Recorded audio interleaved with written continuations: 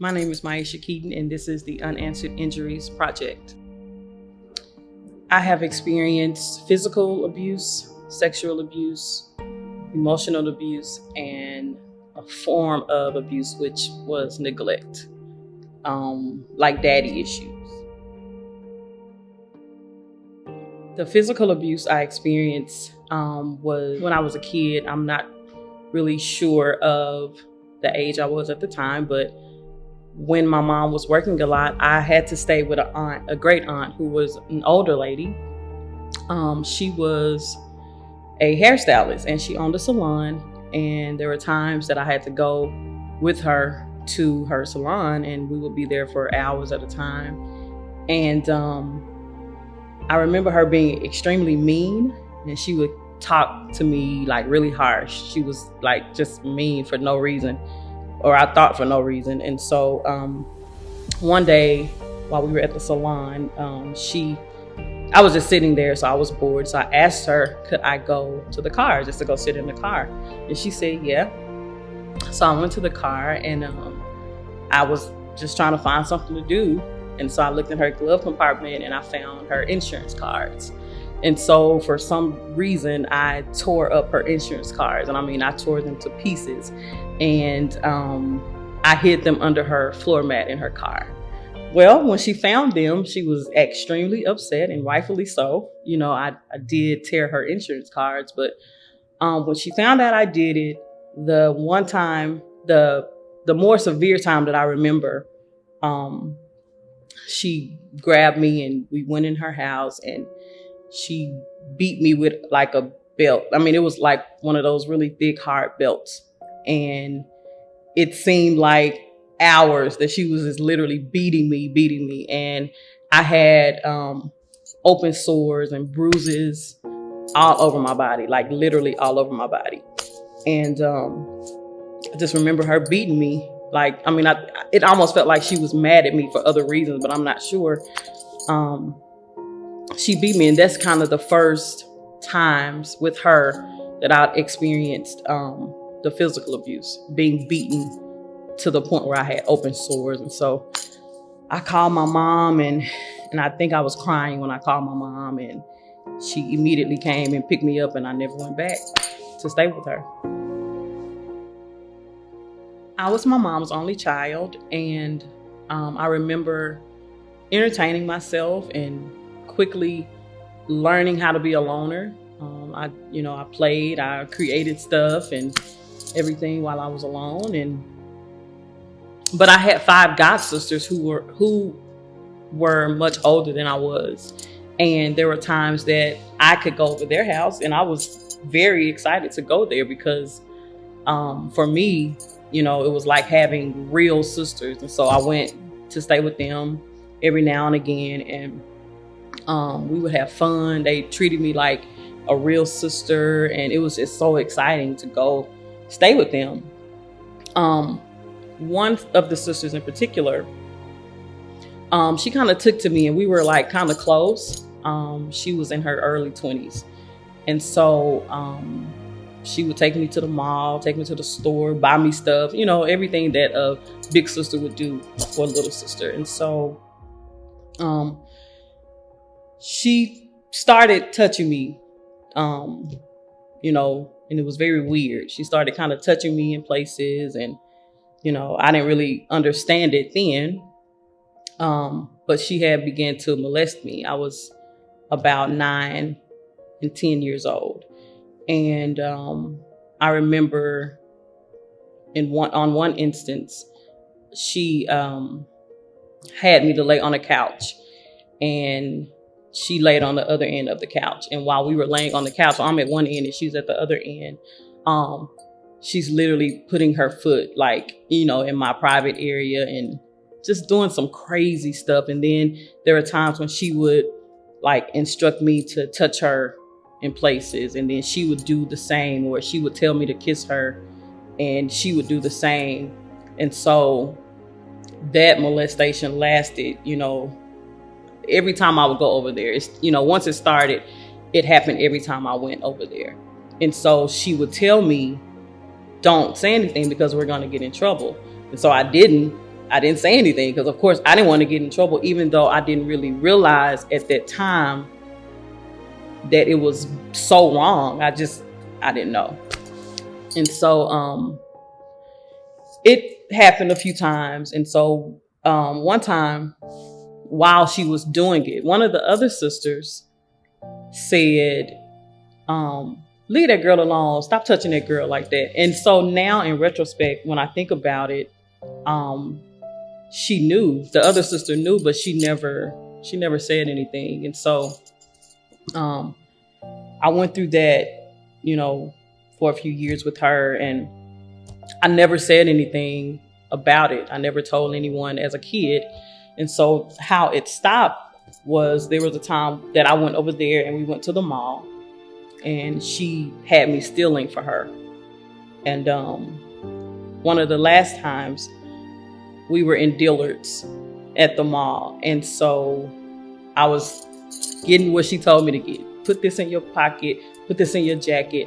Well, I saw a guy following me around, didn't know that he was an undercover police officer.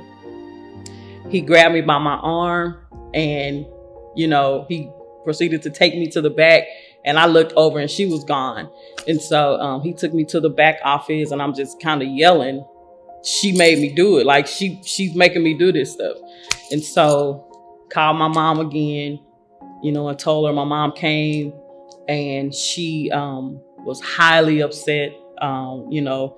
Didn't see that girl no more ever. Still to this day, I don't even know what happened to her.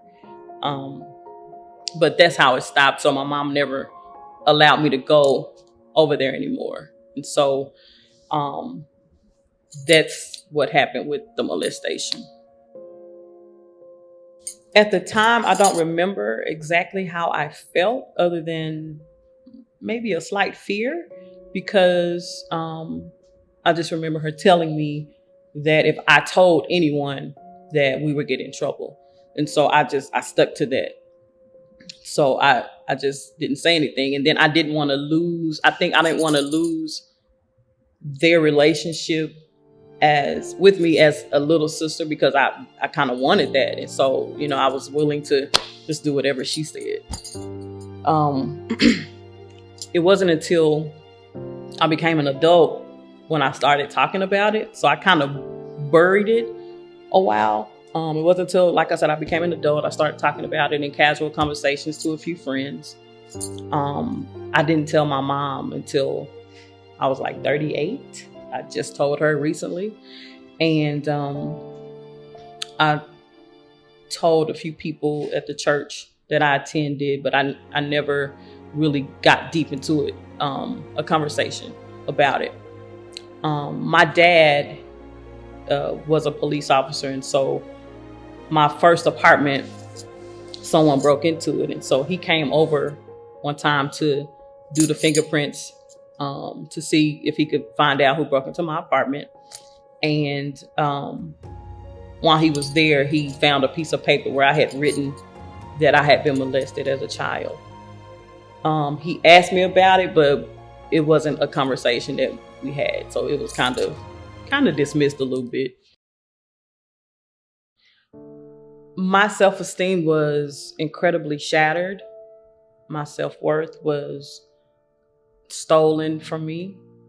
Actually, it was snatched from me. My self-worth was not that it was low, but it was taken. Being exposed to sex at such an early age, I was not mentally prepared for that. When I was 12, I not only was kind of dealing with that, the sexual abuse and the physical abuse, but I also had my introduction to rejection. The guy that my mom was married to, there were times that he would treat me away. He never physically abused me or anything like that, but I can remember a time that we were out and I was staying with him. I think my mom was at work. And so someone asked him, "Is that your daughter?" And he kind of looked at them like, "Nah, that ain't my daughter. That's just my stepdaughter." And the way he said it, I don't know, that was my first time experiencing that type of rejection. And so by the age of 12, I had, experienced all of that, and now rejection. I lost my virginity at 12 as well by a much older guy that I thought I liked. And after I slept with him, he started telling everybody in the neighborhood, and I was humiliated because I thought he liked me too. And he told everybody, that he was able to get me. And so I had my first son at 16, went on about my life as a teen mom with a baby. And I became extremely promiscuous, offering myself to pretty much any guy who showed me any attention. If they were nice to me and they acted like they liked me, then there I was to do whatever they wanted me to do. And so at 18 years old, I graduated high school, went to cosmetology school, and got my Cosmo license, and continuing to be promiscuous and, just kind of living a lifestyle, very risky lifestyle. On top of that, I had daddy issues. And so my father, who had another family, actually, when I was conceived, was not in my life for the majority of my childhood. And so on top of all of these things that I have experienced, I have daddy issues, which contributed to a lot of my traumas and pain and situations that I would put myself in. I became heavily involved in my church. I actually joined when I was 19, and I would go pretty much every time the doors would open. I was there, and I joined a singing group. And it was almost as if I had forgotten about everything that I had gone through. So it was kind of like a suppression, and I just kind of buried it down and, didn't deal with it. I kind of thought, I guess, that it was over, that part of my life was done. And so I just continued to live my life or whatever in church. I think by the time I was 21, I got pregnant with my second son, once again out of wedlock, and had my baby, continued to go to church. And again, after I had my second son, I got pregnant again by his father, and I ended up terminating that pregnancy. Some time went by. I met another guy that I thought I was in love with, and found myself pregnant again with my youngest son, and had him, and went on about my life. And there was a time when I went to a church to sing with the gospel group that I was singing with. We went to one of the mega churches actually here in Dallas, and I met this guy there, and we went out on a date, and within a few weeks I was pregnant again. And so I terminated that pregnancy as well. So by the age of 23, I've been pregnant 5 times and have had 2 abortions. And of course, when people look at you, when you get pregnant out of wedlock, they begin to talk and begin to say things, because I was in church. And so that kind of, there was another, I guess, layer of rejection or what have you. I was about 23, 24. So continued heavily in church, singing, going to church all the time.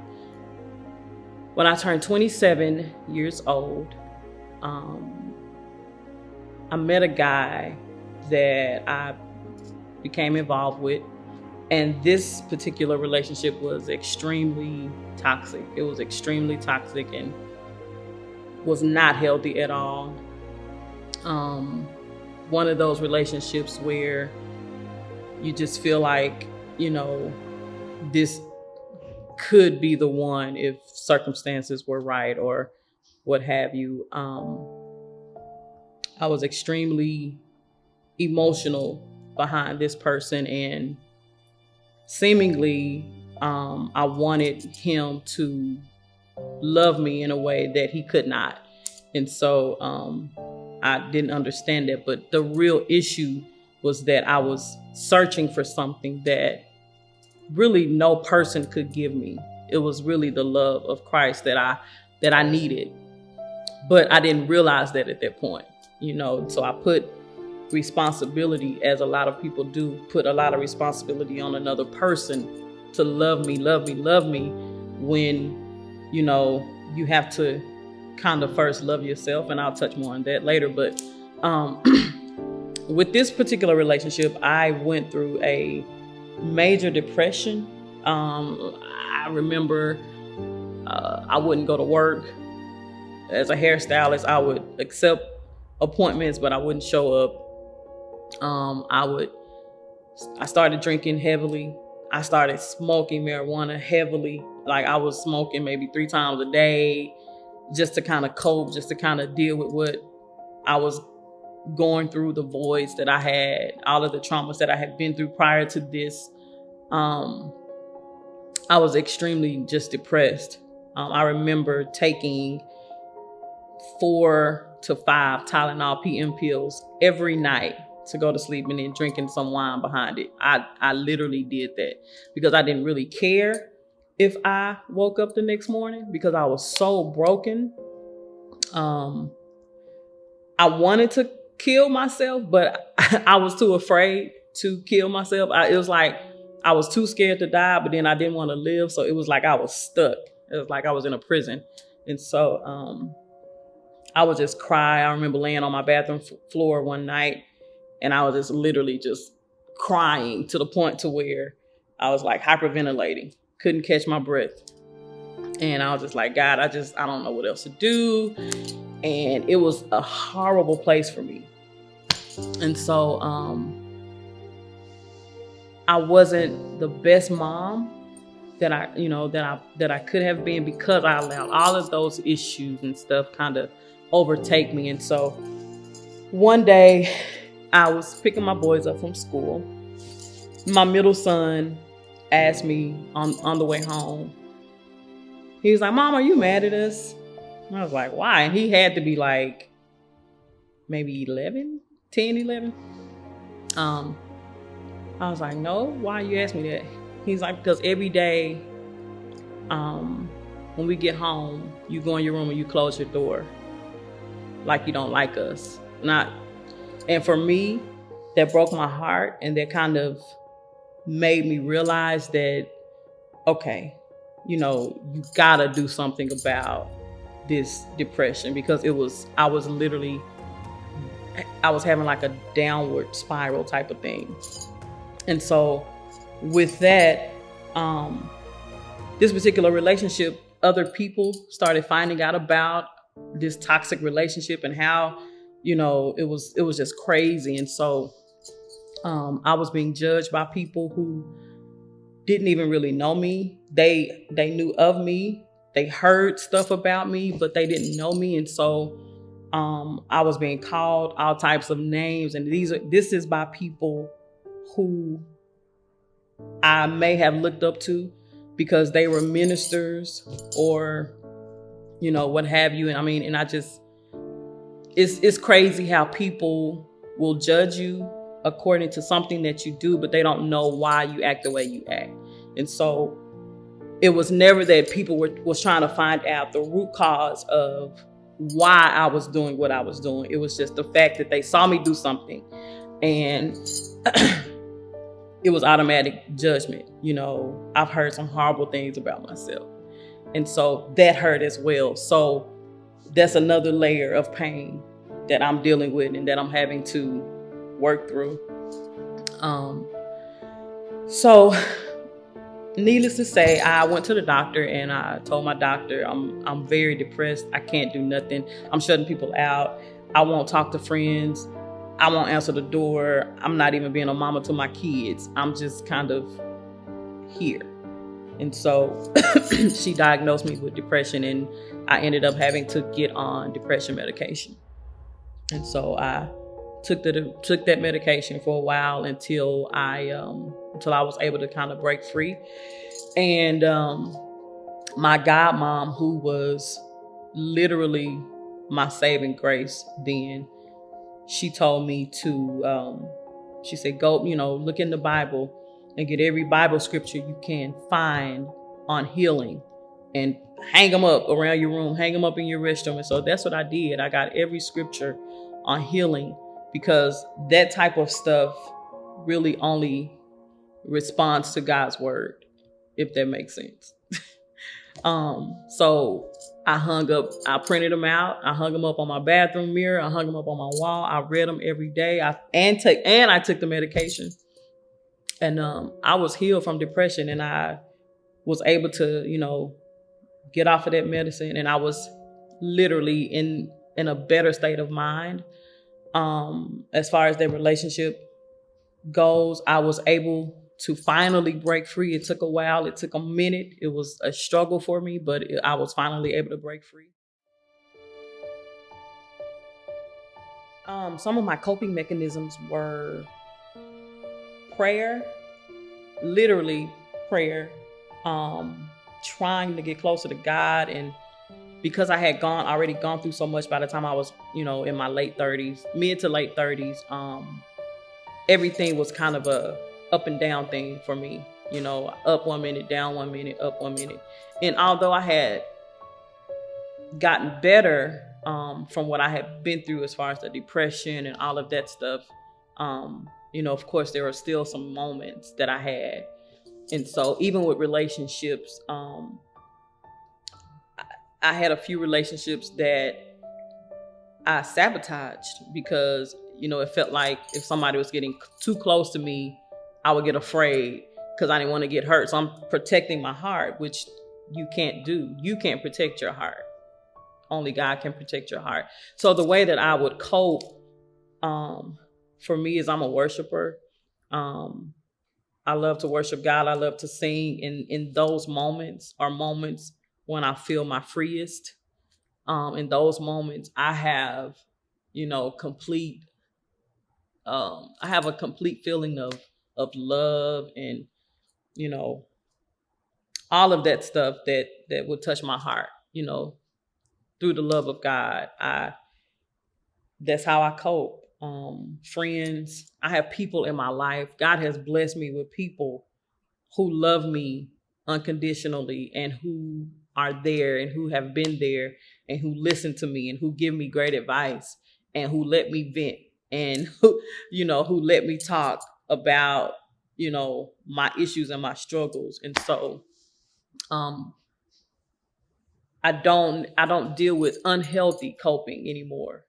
I try my hardest to be healthy in everything I do. Even when I'm feeling away, I still try to be healthy about it, and handle it in a healthy way. And so that's the way I cope. Knowing that God loves me for real, knowing that there is a purpose for my life. A lot of times I write. That helps me a lot because I'm a much better writer than I am a speaker.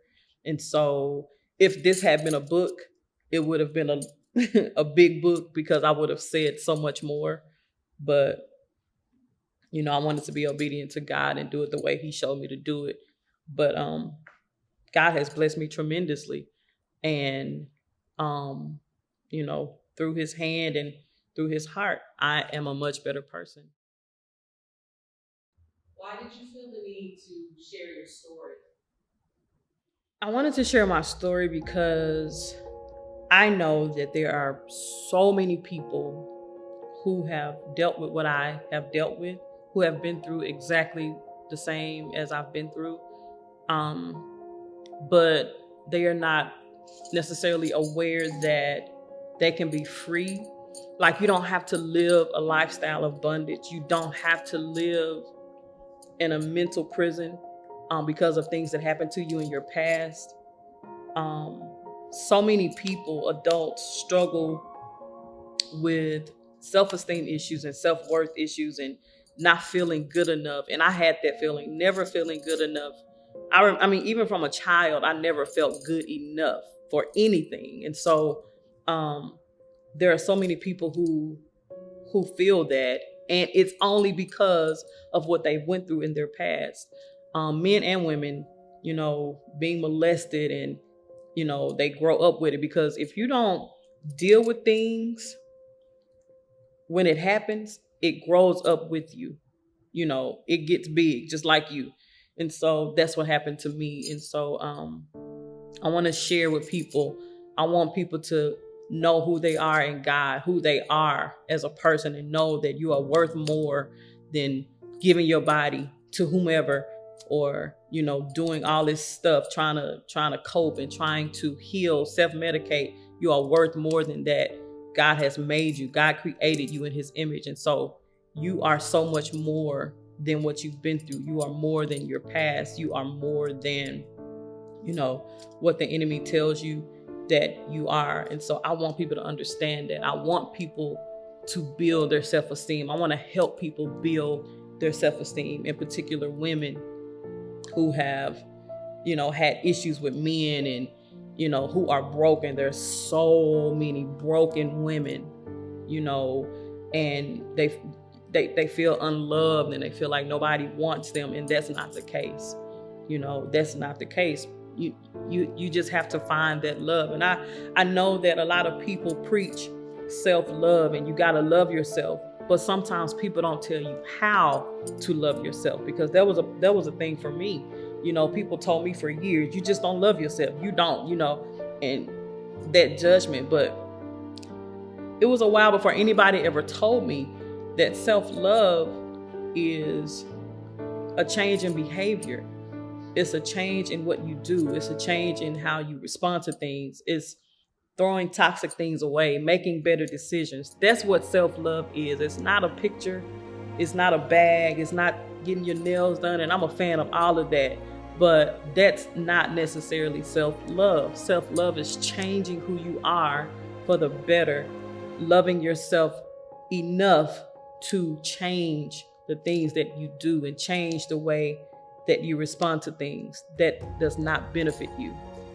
And so I also want to share, because any child that has been through childhood molestation or is going through, if somebody is touching them in a way that's not appropriate, tell somebody. It's not your fault. You're not going to get in trouble. Tell someone what happened, because that's the only way that you're going to get help and be free from the stain of what that leaves on you. Tell somebody. Don't keep it in. If it happened, if you're a teenager and it happened to you, tell somebody. Let somebody know. Get free from it. The longer you keep it in, the more that thing grows inside of you, and it affects you. So in essence, I just want to leave with whomever may see this, that healing is a journey. Your healing is a journey. Things that have happened to you may not be your fault. And I believe that if someone took something from you, it's not. But your healing is definitely your responsibility. Surviving something does not automatically equal healing. I'm a survivor of it, but for years I was not healed from it. And so it's good to be a survivor. And I know a lot of people magnify surviving things, and they should. But I can survive something and I can still be broken from that. And so I want people to know that just because you have survived does not mean you are healed from it. And so I want people to attain healing. It's a journey. Get counseling. It's okay to get counseling. Pray. Read some books. Go take a walk. Whatever you need to do to attain healing and regaining and recovering your self-esteem and your self-worth. Do that. At the end of the day, it's going to be so worth it. You will be so happy that you are free from brokenness. Being broken is not fun because you affect everybody around you when you are broken, because most broken people are negative and they find something negative in everything. And so my goal is to help you not to be that person. Healing is a journey, and I pray that whomever sees this will just consider taking steps to finding your healing. This is the Unanswered Injuries Project, and I am Miesha Keaton.